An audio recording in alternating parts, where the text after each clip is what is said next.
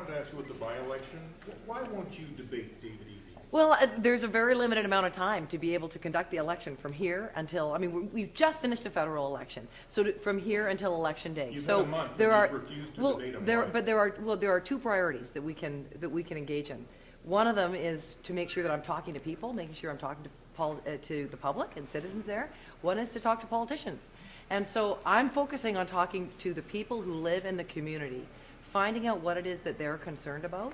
So that's what I've been doing, a lot of door-to-door. I've been doing a lot of talking on the phone. There'll be a telephone town hall tonight. There'll be a public town hall on Friday to really engage the public in the discussion about what it is they want for their community. So but those I things know. come out in debates. Why won't you appear at a debate with him? Well, I mean, what you'll hear in a debate is what the politicians think is important. What you hear when you go door to door, when you talk to people on a telephone town hall or on phoning them at their home, is you find out what people think is important. And that's the priority for me. I mean, with a limited amount of time between now and election day, and also trying to do my job as premier, being over in Victoria, we're trying to balance all those things. And if you have to make a choice, I would way rather talk to the citizens who I hope to represent than I would to talk to You the did You're a huge organized number of blog debates when the leadership debate was on. Was that a waste of time? Well, we were hearing from Liberal members at that time. I mean, all of the questions that we discussed during the leadership were generated, every single one of them, by a BC Liberal member. What, The people really? that we were hoping, The every debate, single, that every, I si- was, every part single of was one when not we did from those you? leadership debates, they went through, they came from party members across the province. So that was the structure of that debate. And so I think, it was a very different kind of idea for that too. But you know what? That was a 90-day campaign. And I also didn't have a job as premier to try and do at the same time. So there were a lot of competing elements here that I'm trying to balance. Well, And one that's of what I'm trying to do. one of the criticisms though of you during the Premier, Liberal the leadership race perception is that was you're that you were shy when it comes to debates, that you didn't want to engage in these debates during the Liberal leadership race. That was one of the criticisms that was lodged against you in your campaign. There So were a this seems lot to of be criticisms, that's for sure. There were a lot of criticisms. They didn't all turn out to be true. And in that case, I mean, I participated in every single debate that was proposed. So I don't know where that comes from. But you know what? A lot of people say a lot of things, and they're not all true. Does this right? reflect- That's does my- this reflect- The perception is, from some quarters, that you're campaigning in a bubble. That this is like a Stephen Harper style, make no mistakes, don't engage with the public kind of campaign. That's the accusation that's being thrown out there. So why not do a debate and get over that? Well, I think let's be clear about how we engage, whether or not I'm engaging with the public. First of all, I am meeting the public at their doorsteps every single day. I come home from Victoria and I hit the streets and start engaging with the public. I mean, if you want to engage with the public, you want to do it on their doorstep, at their home. You want to phone them in their home. You want to participate in a town hall. I think what you might be confusing there is the difference between engaging with the public and engaging with other politicians. And that we can do here every day. I mean, when I want to debate Adrian Dix, the first time I want to be able to do that, to take the NDP on, is when I am in this legislature.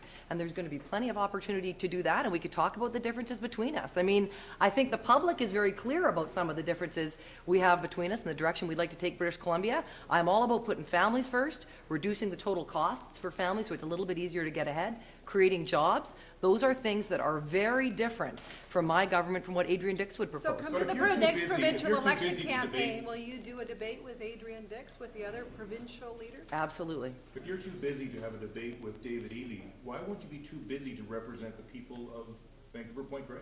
Well, I mean, you're trying to balance the different jobs here as a campaigner. Representing your constituents as an MLA and being a cabinet minister or a premier is a little bit less time consuming than trying to be premier and be a candidate at the same time. I mean, remember, Mr. Eby is a candidate 12, 14 hours a day. That's all he is doing for a living right now. And I can't abandon my post as premier to be able to go out and do that. So I've had to prioritize things a little bit. And I do think it's important, first of all, that I pay attention to the needs of the province and make sure that people know that I'm taking us in the direction that I promised I would take us in. So that's, we're doing things like raising the minimum wage, giving the money back to charities, parking, getting rid of parking fees in parks. I mean, we are doing things that are very different. And so I'm busy governing as well as trying to be a candidate. So it's a bit of a challenge to balance all those things, but I'm working at it. Last question, guys, ready to go. We talked about the HST, the panel report that came out today. You talked a minute ago about reducing costs for families. This says clearly you're increasing the costs. How would you justify that? Well, the thing is, when I got elected leader, Premier of the province, I said we were going to start listening to people. And that's why we are engaged very much in a listening process on the HST. I think there are things we need to do to fix the HST. I think there are things that the public wants us to do to fix the HST, recognizing it's not perfect. So we're engaged in that process now. So we are, Blair Leckstrom and Kevin Falcon have been conducting town halls that have had tens of thousands of people participate. So people will give us their feedback on what they think needs to be fixed. And now there's a lot more information out there about what needs to be fixed. So I hope that the level of conversation we can have will continue to grow. We'll get that information. We will propose a series of what I hope will fix the HST before the referendum comes. Premier, you're gonna ban cosmetic pesticides? We're going to try and give people as much time as we possibly can to think about it. But we do need, the thing is that we need to take the time to listen to people about how they'd like to fix the HST. I think that's the most important part of it. We'll try and be as nimble as we can in bringing that together and coming forward with some proposals. Premier, it's been suggested I ask you about pesticides. The NDP wants to ban them. They keep talking about this year after year, cosmetic use of pesticides. Where do you stand on that? I support banning the use of cosmetic pesticides.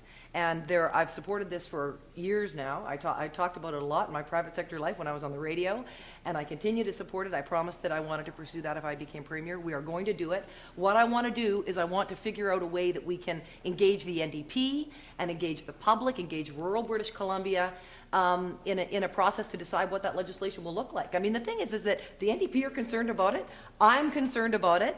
I think as a new way of governing, one of the things we can do is engage everybody who's interested in it, set aside all these partisan divides that pull us apart, and find something that we can come together on. And I think this is that issue. Will you champion Will the you Adrian on Dix's their private members bill? legislation then? They're introducing legislation. Once you've had a look at it, will you work with them on passing their legislation? Well, I'll have to have a look at it first, but it may indeed be the right basis for a group to consider. I mean, what I'd like to do is have a committee come together, a bipartisan committee, to talk to British Columbians about it. And perhaps the NDP bill that's before the legislature could be part of what they discuss. So, I mean, I really think we need to start taking a bipartisan approach on issues where we agree.